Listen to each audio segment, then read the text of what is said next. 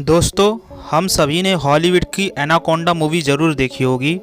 इस मूवी में विशाल एनाकोंडा को देखकर सभी लोग चौंक गए होंगे कि क्या सच में इतने बड़े भी सांप होते हैं। इतने बड़े सांप सिर्फ मूवी में ही नहीं बल्कि हमारी इस दुनिया में भी मौजूद होते हैं। आज हम आपको एक ऐसे मॉन्स्टर स्नेक के बारे में बताने जा रहे हैं जो धरती पर का अब तक का सबसे बड़ा सांप था, जिसके आगे एनाकोंडा भी बच्चा लगता था। ये सांप का नाम था टाइटनोबा सांप, जो अब इस धरती पर मौजूद नहीं है। हालांकि पिछले साल की कुछ वैज्ञानिकों ने दावा किया था कि ये सांप आज भी अमेज़न नदी में मौजूद है, पर अभी तक ये सच्चाई सामने नहीं आई है। फिलहाल तो ये सांप को विलुप्त प्रजाति में घोषित किया गया है, लेकिन क्या होगा अगर वैज्ञानिकों की बात सच निकले और ये सांप सच में वापस आ जाए।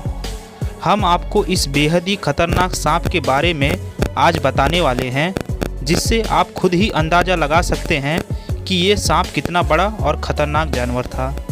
तो चलिए शुरू करते हैं आज की इस वीडियो को। हेलो फ्रेंड्स, मैं सौरव शुक्ला आपके अपने YouTube channel ultra GK study में स्वागत करता हूँ। दोस्तों, टाइटनोबोआ सांप का जन्म 60 लाख साल पहले डायनासोर काल के ख़त्म होने के 10 साल बाद धरती पर हुआ था और पूरे जंगल पे राज किया करता था। टाइटनोबोआ सांप कितना खतरनाक होगा, इस बात का अंदाज़ा आप इससे लगा सकते हो कि इस सांप की लंबाई करीब 40 से 50 फीट तक की होती थी। वही इसका वज़न करीब 1500 किलो था। ये विशालकाय सांप मगरमच्छ को बड़ी ही आसानी से निगल जाते थे।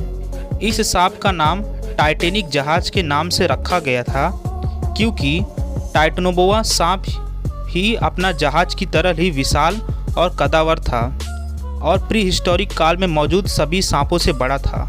आपको जानकर हैरानी होगी कि सांप कहे जाने वाले इस विशाल दैत्य के पास बाकी सांपों की तरह जहरीले दांत नहीं होते थे और ना ही ये दैत्य दूसरे सांपों की तरह लोगों को डस कर मारने में विश्वास करता था। टाइटनोबा सांप के पास इतने नुकीले दांत थे कि वो शिकार को बहुत ही आसानी से हड्डी सहित मसल देता था। टाइटनोबा सांप 180 किलोग्राम वर्ग इंच के बल से अपने शिकार पर हमला करता था, जिसकी वजह से शिकार वहीं पर अपना दम तोड़ देता था। अब सभी के मन में ये सवाल भी होगा कि क्या सच में ये सांप दुनिया में मौजूद थे या फिर एक कोरी कल्पना ही है। तो आपको बता दें कि सन 2009 में इस विशाल सांप के बारे में सबसे पहली बार पता चला था। सन 2009 में कोलंबिया में खुदाई के वक्त इस सांप के 28 ढांचे मिले थे, जिसकी लंबाई को देखकर वैज्ञानिक चौंक गए थे। जोनाथन बलोच के नेतृत्व में आई इस जीव विज्ञान की टीम को टाइटनोबोआ के कई सारे जीवाश्म मिले और उनकी टीम ने इस पर रिसर्च किया, जिससे पता चला कि ये पूरी दुनिया का सबसे बड़ा सांप था और अंदाज़ा लगाया गया कि इसकी लंबाई करीब 40 से 50 फीट तक की रही होगी। इसके बाद इस सांप की विशाल लंबाई को देखकर बाद में इस विशाल सांप का नाम टाइटनोबोआ रखा गया।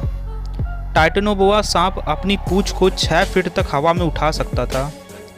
वैज्ञानिकों के अनुसार ये सांप के इतने बड़े आकार की वजह से उस वक्त का धरती का गर्म तापमान हो सकता है। टाइटनोबा सांप विशाल मगरमच्छ सहित 10 फीट तक के सभी तरह के बड़े जीवों को अपना शिकार बनाते थे।